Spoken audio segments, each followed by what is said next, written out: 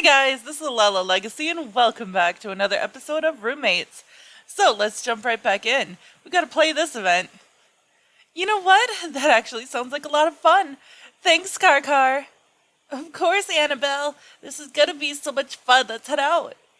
I really couldn't tell you when we started using those nicknames, but Carmen's the only one I let get away with using such a silly nickname for me. Sometimes I think the only reason we even use them is because we know they annoy each other. Whoops, the other, sorry. Have you eaten? I'm starving. We hang out a bit, deciding where we want to go for food before the big event. A few hours later, and we were standing together at the head of the line, handing our tickets over to the doorman. Inside, the room's been set up with a sort of stage area behind some curtains. It's a fairly amateur setup, but I think that might be the point. As soon as we got inside, Max made a beeline for the sign-ups table. I was actually a bit surprised they were still accepting sign-ups. Apparently, it's a bit like an open mic. They wanted it to feel like anyone could challenge, so he shrugs nonchalantly as he signs in his own band. Wait, don't you need Memphis and the others here? Oh, they're all back. I'll sneak them in during setup. You really are a terrible cheat, you know that? Who's cheating? They want to find the best band. I'm going to bring it to them. Seriously, you're awful. Well, I at least hope there's some good competition for you. Me too. Any star can shine in the dark. It's the ones that shine in a bright sky that you really gotta watch. Is that one of your lyrics? Anyway, let's get up to the front. We push our way through to the front of the crowd, waiting for the show to start. Suddenly, the lights went down, and we all looked to the front of the room. Welcome, ladies and germs, to tonight's big battle of the bands. Well, excuse me, I hope you're all ready to rock. What the hell is he doing up there?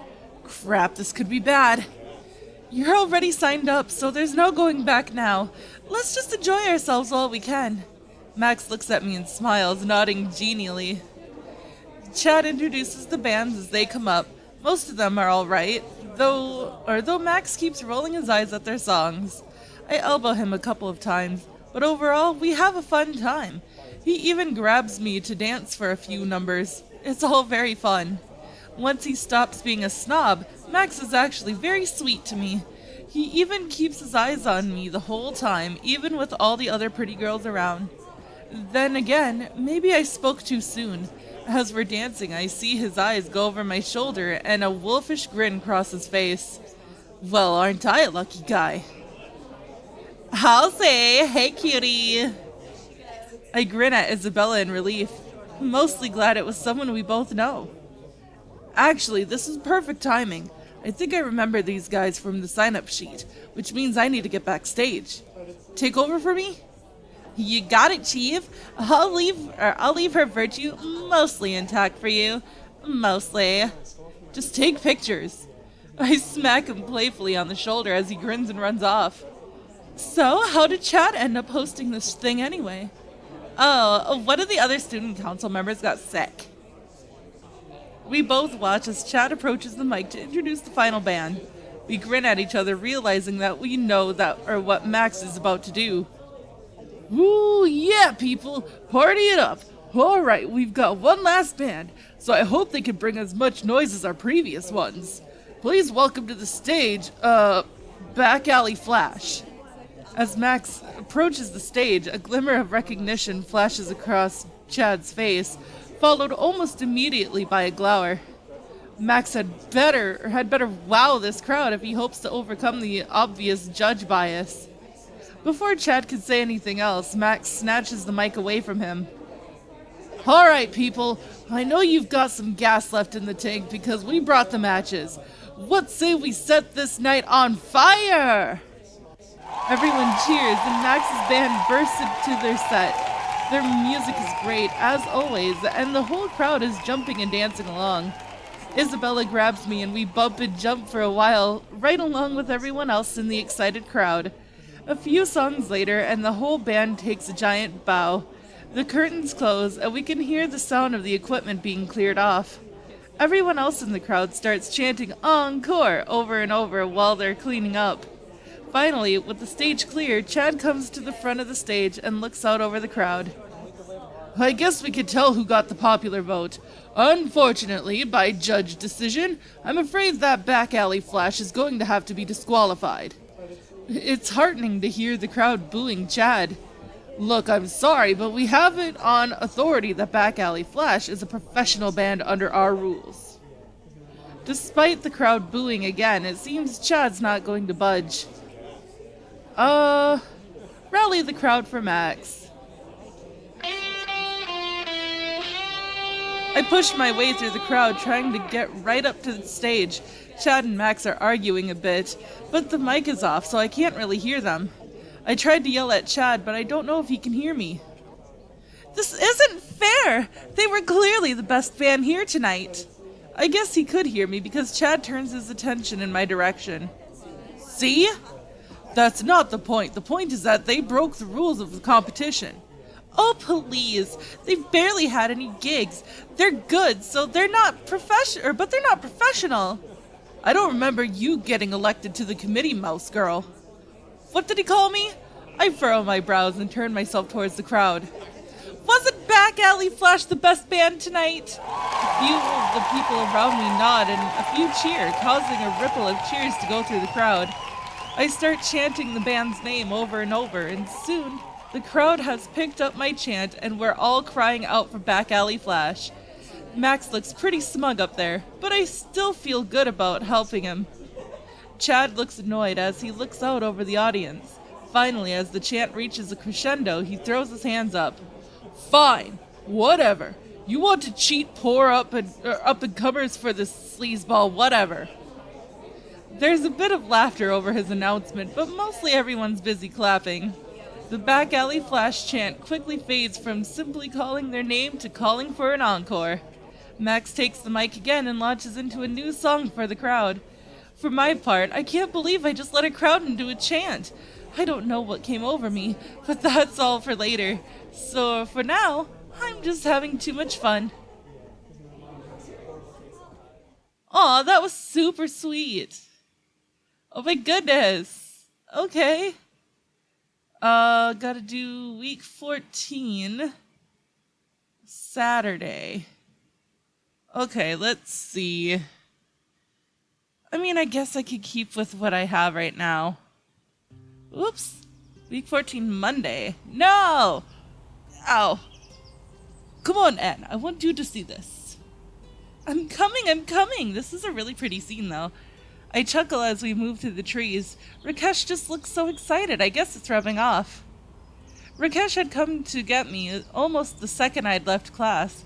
It was about time for lunch, though, so I had an hour or so.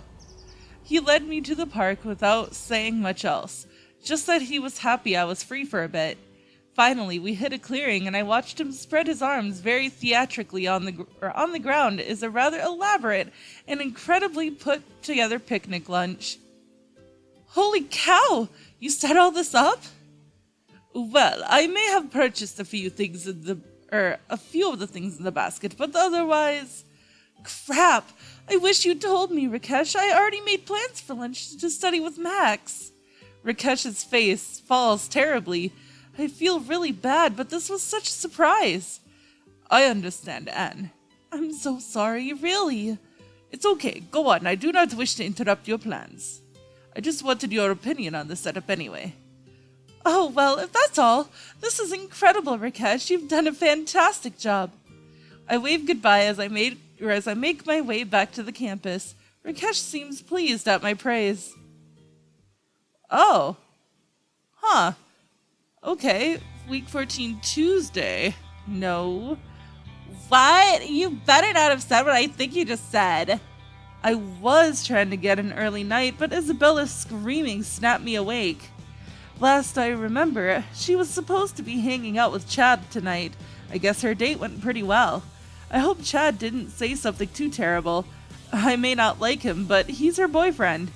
A quick look at my clock shows it's pretty late. I wonder if I should see what's going on. Isabella's calmed down a little bit, so I can't really make out what they're saying from here. Nope, we're gonna skip it, not our problem.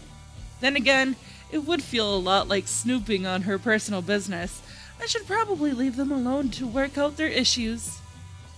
I put my head back down and tried to cover my ears with a pillow. A few minutes later, I could hear a thumping noise as someone large went down the stairs and out the door. After that, things were quiet again and I could get back to sleep. The next morning, I ran into Isabella at the dining room table, slowly eating breakfast. She looked awful, like she'd been crying all night. Are you okay? It's fine, Anne. Are things okay with Chad? Oh, thank you not to mention the name of that asshole again. I quickly throw up my hands defensively and back away into the kitchen. I guess things didn't go so great last night after all. Poor Isabella, I hope she'll be okay. Well, he is an asshole, so come on now. See you Thursday. Friday. No. Everyone's covered in green today. Heck, everything is. Except me, but that's okay. The day is pretty fun, but I've never really understood the major appeal. I mean, it's basically just an excuse to get plastered, right? Oh, it must be St. Patty's Day. Though to be fair, half of my college experience so far has been people making excuses to get plastered, so maybe it's not so bad? Still, I don't think I'm interested in going all out. I thought about putting on a green ribbon or something just so I didn't stick out, but decided against it at the last minute. At any rate, I'm sure the folks at Latin House are planning some kind of big blowout bash, regardless of Dominic's desires, of course. I've been in my room the last few hours, wondering if I want to try to sneak out before it gets started. Let's skip it. I'm not sure I want to be around all the drunks out there. Then again, I'm also not sure I want to be around all the drunks in here. I'll bet the library has late hours tonight. I think I'll go do some research for a while just to avoid all the craziness. Before the house can get really active, I slip out and hurry down the street. Tonight should be a lot of fun. Okay, Saturday, here we go. Oh, hello, Rakesh. Yes, that's why I need your help, Anne. I cannot paint all these flowers by myself in one night. I already told you I have plans for tonight, though, right? I'd have to skip out on Max. You probably shouldn't be painting those flowers at all, you know. They're in a park, Rakesh. Isn't that illegal? I'm nearly positive that it would be viewed as a public service. Unfortunately, I really do have to meet with Max tonight. We have to put the last touches on our final essay soon. Rakesh sighs and puts on a small domino mask. Well, I suppose it cannot be helped then. That boy is going to get in some serious trouble. Still, I don't know if it's worth missing tonight's session with Max. Well, apparently, I have to play this event. Please don't get arrested. Okay. I have to put Rakesh out of my head for now. Max is coming over. I look over my notes for my half of our final essay. I think I've got things organized pretty well. I just really hope Max hasn't already gone to the professor behind my back. We haven't really met as often as we'd initially planned. Just as I'm thinking about going upstairs to knock on Max's door, I hear a knock coming from the front door. I open it just a crack to see Roxanne standing on our front stoop, looking slightly put out like she always does. Roxanne, hi! What brings you here? I was told this is where Dominic, the TA, lives. I missed an assignment, and he was supposed to provide me with a replacement. Oh, well, yes, this is the place then. He's also our RA. Just a moment, and I'll call him down for you. Come on in. I indicate the couch as I head to the bottom of the stairs to call up towards Dominic. Dominic, Roxanne is here to get a makeup assignment of some kind. I turn back to Roxanne, to give Roxanne a smile, sorry, but she's just sitting there, half ignoring me, half looking disappointed in me. I head back over to the kitchen table where my notes are spread out. I figure I'll let Roxanne clear out before I call Max down. You're quite spread out. Which class is that for? She always has that mildly disapproving tone, but I guess now I'm good enough to talk to.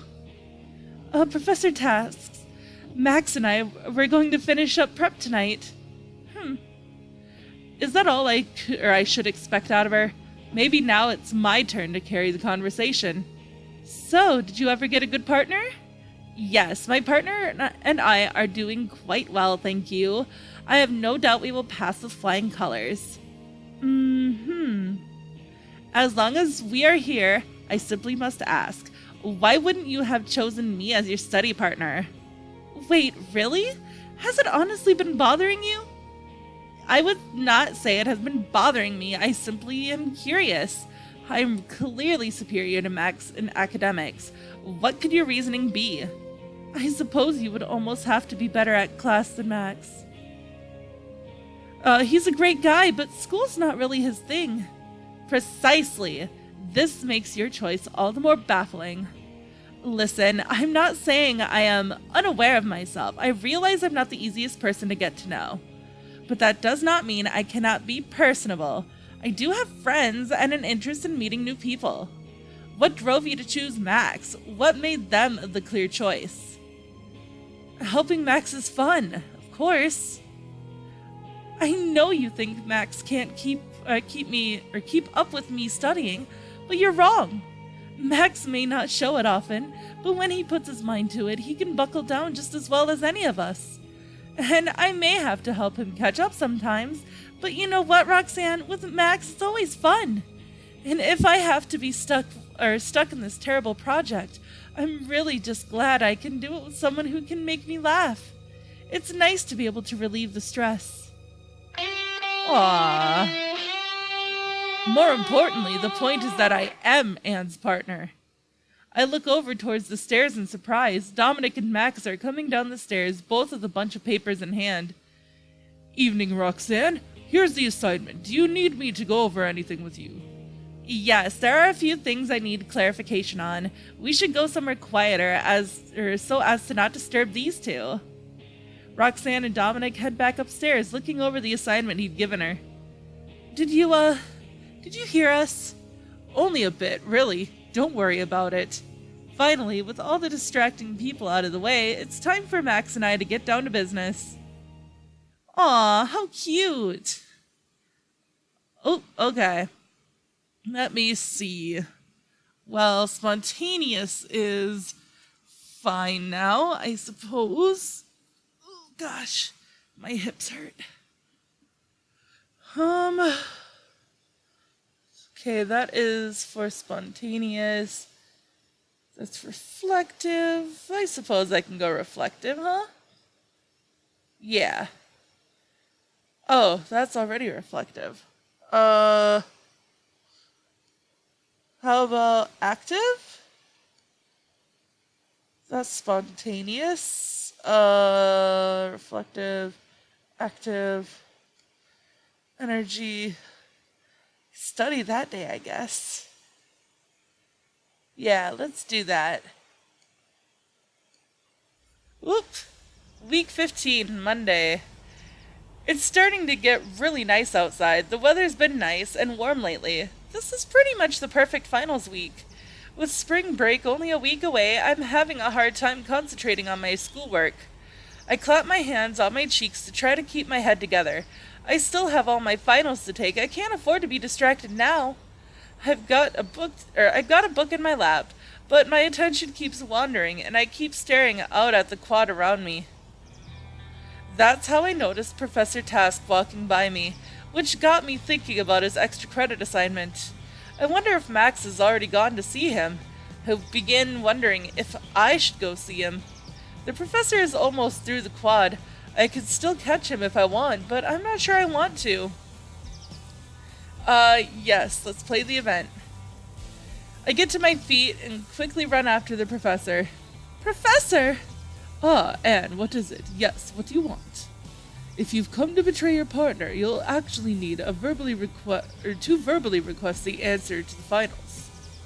Otherwise, I do have things to do, so make it snappy, please. Well, has Max betrayed me? Of course, came to me on day 1. I can't believe I'm hearing this. I never thought Max would betray me so quickly. I can't believe this on day 1? What was all that studying and work for then? This is ridiculous. Of course, you realize that, as the warden of this scenario, it's in my best interest to tell you that the other betrayed you, right? The more of you who request answers means the fewer tests I have to grade. Honestly, if the college didn't require at least some academic standards, I'd just pass the whole lot of you and have done with it.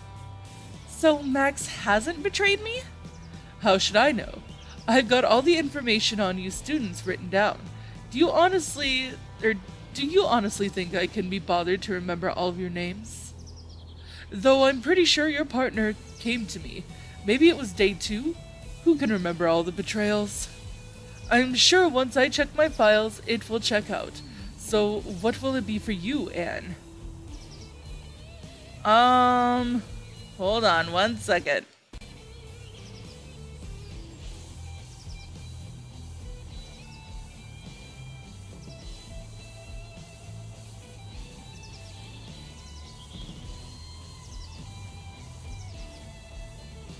Okay, I'm gonna save it.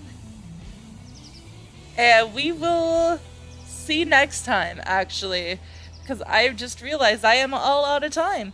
So, if you liked this video, please give it a big thumbs up down below, and if you haven't already subscribed, by subscribing you're becoming part of a legacy. I love you guys so much, and I will see you in the next video. Bye-bye!